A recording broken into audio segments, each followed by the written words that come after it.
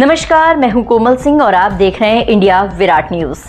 आइए नजर डालते हैं इस वक्त की खास खबर पर। गयाजी की धरती से गूंज उठा इमरान प्रतापगढ़ी का जोशीला स्वर। अब बिहार बदलेगा, अब युवाओं का वक्त आएगा। जी हां, राज्यसभा सांसद और कांग्रेस के फायर ब्रांड नेता इमरान प्रतापगढ़ी ने बिहार की सत्ता को लेकर बड़ा ऐलान कर दिया है। गयाजी में भीड़ से खचाखच भरे मंच पर इमरान प्रतापगढ़ी ने कहा, बिहार में गोलियां चल रही हैं, लाशें बिछ रही हैं और बिहार की जनता अब महागठबंधन पर भरोसा जताने लगी है। उनके अंदाज बयान में वही काव्यात्मक तीखापन था जिसके लिए वह जाने जाते हैं।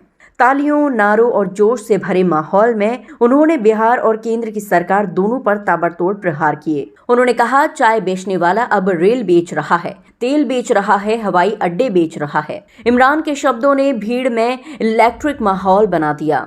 उन्होंने गृह मंत्री अमित शाह पर भी निशाना साधते हुए कहा, जो कहते हैं कि बिहार में सीएम और केंद्र में पीएम पद की वैकेंसी नहीं है, वो जान लें कि मुख्यमंत्री नीतीश कुमार भी राजनीति से रिटायरमेंट की तरफ बढ़ रहे हैं, जैसे कभी अटल बिहारी वाजपेयी और लाल कृष्ण आडवाणी हुए थे।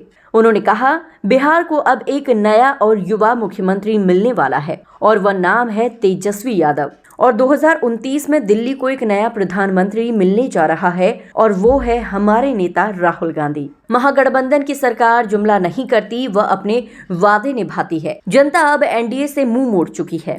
भीड़ के नारों और गूंजते माइक्रोफोन के बीच इमरान ने अंत में देश के भविष्य की दिशा भी दिखा दी। राजनीतिक विश्लेषक इमरान प्रतापगढ़ी के इस बयान को केवल एक राजनीतिक भाषण नहीं बल्कि बिहार की बदलती हवा का संकेत इशारा करार दे रही हैं। गयाजी से इमरान प्रतापगढ़ी का ये संबोधन अब पूरे बिहार की राजनीति में चर्चा का विषय बन चुका है। देश के खजाने की चाबी सौंप दो, मैं देश नहीं लूटने दूंगा। अब तो मैं हर जगह जाके उनसे पूछता हूँ, पार्लियामेंट में सामने बैठे रहते हैं तो पूछता हूँ कि कहाँ सोया है चौकीदार, कहाँ सोया है चौकीदार।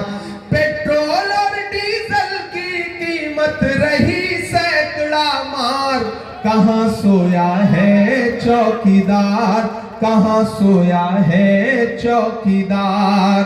के चाय बेचने वाला पूरा भारत बेच रहा है। भागलपुर में 1000 एकड़ जमीन नरेंद्र बदले 1000 एकड़ जमीन। और इधर अमित शाह जी बिहार में आकर के कहते हैं कि बिहार में इसलिए फैक्ट्री नहीं लग रही क्योंकि यहाँ पर जमीन नहीं है।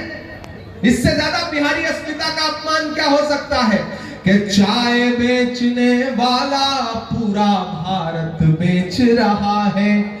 इसी काम में हासिल उसे महारत बेच रहा है कि रेल बिक गई, तेल बिक गया, बिका हवाई अड्डा।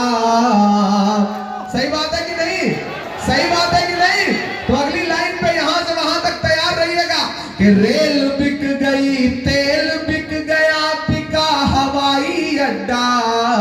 सब कुछ बिकता देख के खुश है अपने जेपी नड्डा। के जनता महंगाई की मारी करती हाहाकार, कहाँ सोया है चौकीदार, कहाँ सोया है चौकीदार। और ताली अगली पंक्ति में बजनी चाहिए। बिहार में बन जाएगी तेजस्वी सरकार, कहाँ सोया है चौकीदार, कहाँ सोया है चौकीदार। उठाइए अपना एक एक हाथ में, ये सारी साजिशें ढह जाएंगी। कैंची से चरागों को लवे काटने वाले तो मिटोगे। तुम फूल को चुटकी में मसल सकते हो लेकिन खुशबू को बिखरने से नहीं रोक सकोगे। इस बार मोहन पदाधिकारी और गया की सम्मानित जनता आने वाली 11 नवंबर को आपको पोलिंग बूथ पर जाना है और न सिर्फ गया के भविष्य का फैसला करना है बल्कि बिहार के भविष्य का भी फैसला करना है। अगर आपको यह लगता है कि यह चुनाव सिर्फ विधानसभा का चुनाव है तो आप बहुत छोटा सोच रहे हैं। कोई खुशबू, न कोई फूल, न कोई रौनक, उस पे कांटों की जहालत नहीं देखी जाती। हमने खोली थी इसी बाग में अपनी आंखें, हमसे इस बाग की हालत नहीं देखी जाती। पूरे देश की आंखों में मीडिया के जरिए दिखाया गया एक सपना और एक नाम है सुशासन की सरकार का, लेकिन बिहार की सच्चाई यह है कि सड़कों पर गोलियां चल रही हैं, लाशें बिछ रही हैं और कौन जवाबदेह है इसका कुछ अता पता नहीं है। सरकार कौन चला रहा है इसका कुछ अता पता नहीं है। मुख्यमंत्री जी कहा जाता है कि अस्वस्थ हैं और इस बीच तो वह जिस तरह से मंच पे पकड़ पकड़ के प्रत्याशियों को माला पहना रहे हैं उसकी तस्वीरें भी हम सारे लोग देख रहे हैं।